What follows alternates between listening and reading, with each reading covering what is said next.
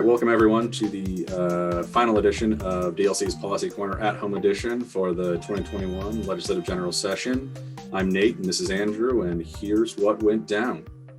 Well, as we've been telling you all session, we were hoping for a substantial focus on law enforcement, and particularly the use of force this session. What we got was so mostly some tinkering around the edges related to training on crisis intervention and the like. It's a good step, but we are obviously hoping for more in the future. And in that vein, we will be closely following the discussion among the Police Officer Standards and Training Commission, mandated by Senator Thatcher's bill to create a statewide use of force standards and incident reporting. So we'll keep you posted on that. Similarly, one of the other things we talked about at the beginning of the session was that we anticipated a big focus on mental health, and that certainly was true. I think our hope was, while we knew the conversation was going to be largely focused on crisis response, we were hoping to see a little more towards some community-based services and things, funding people in the community for something to prevent crisis and to have a place to go when the crisis is over. There was certainly a lot done with respect to crisis. In the last week of the session, we saw 15 million going toward crisis response, including mobile crisis outreach teams and the 988 line, similar to 911 for mental health crisis. So there was a lot of funding put into that, as well as the restoration of some of the funding for Representative Elison's HB 35 from last year. Our focus on that was hopefully funding the community-based services, the assertive community treatment team and supportive housing. Unfortunately, it looks like the funding that was restored is focused solely on opening 30 more beds at the state hospital. So, again, we appreciate the efforts being made to respond to crisis in our state and put funding into that. But I think as we move forward, we're really going to have to focus on ensuring that we also fund a robust community-based system. As you hopefully remember from last week, we said that we thought that what they did around providing some reporting on the use of restraint and seclusion and requiring a minimum number of inspections for youth residential treatment programs and facilities is a good first step. But again, we'd like to see it continue to go further in years to come, especially around making sure that the programs and facilities are required to provide special education services and treatment plans, and that students' IEPs are being followed and those treatment plans are being implemented. We also would like to see additional funding in the future to make sure that the state has the resources necessary to not only do inspections, but make sure that they are quality inspections as well. One thing that we wanted to draw your attention to is that if this is an area of interest to you, late last week, the Salt Lake Tribune, in collaboration with KUER, posted a database of information on inspections and incident reports around these facilities and programs. So if this is an area of interest to you, take a look at that. and we will be digging into it as well. So stay tuned for more to come on that in the future. One other issue that we were watching pretty closely this session was election stuff around voting. We had mentioned a couple of bills at the beginning that were trying to emphasize or promote the idea of at-home electronic voting to ensure voters with disabilities had the same access to vote privately and independently in their own home as folks with a mail-in ballot. Folks with print disabilities would have the same access, and so. Unfortunately, really this session, nothing was able to move forward. We had hoped for a study at least, which was cut from a bill, SB 92, late in the session. So, as we've said with many things this session, just going to be more work for us to keep trying to move that ball forward.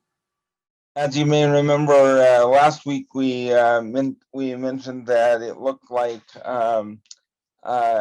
direct care staff were going to have a good session, and in fact they did. In addition, we mentioned several priority items that we were talking to legislative leadership about and encouraging them to provide funding to, and fortunately they heard all of you speaking loudly in support of many of those pieces, and several of them, if not all of them, got a significant amount of funding, and those include the money to help folks who wish to transition out of intermediate care facilities for individuals with intellectual disabilities to do so, and also funding to help improve the quality of life for those who choose to remain in those programs. So we were glad to see both of those pieces. Additionally,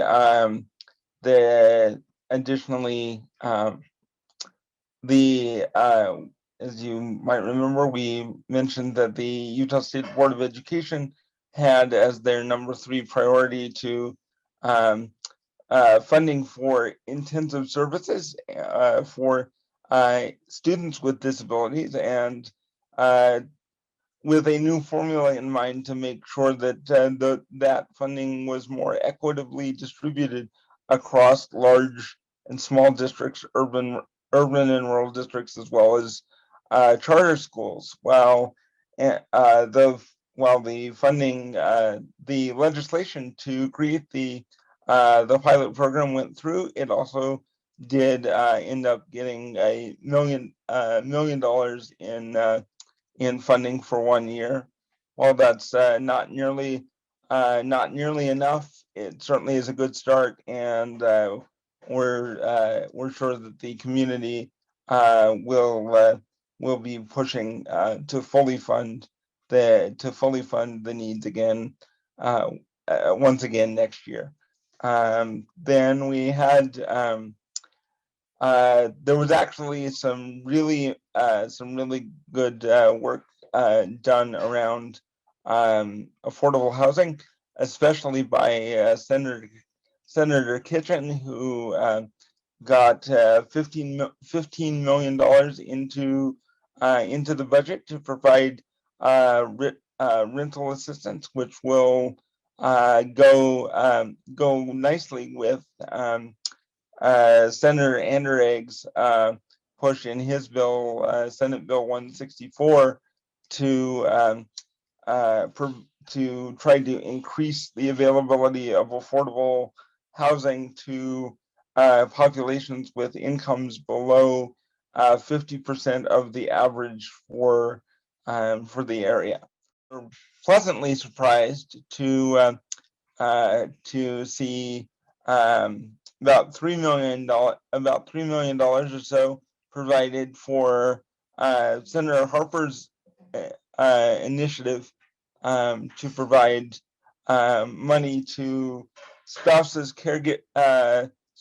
providing care their loved ones on the various waivers, and congratulate Senator Harper. This is the third or fourth year that he's pushed for this, and we look forward to working with him and others to try to expand that next year, not only in terms of funding, but to make it available to more individuals and families that need it beyond just spouses. But again, it's a great start, and we're really happy to see that, and glad that it will make a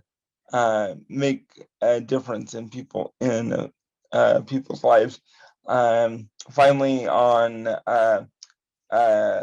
not such a great note, we unfortunately did not see any new funding for the waiting list, the DSPD waiting list. As you may remember, in the beginning of all of this, we told you that there are now over 4,000 people on the waiting list, and several of them have been waiting for at least 20 years, if not longer.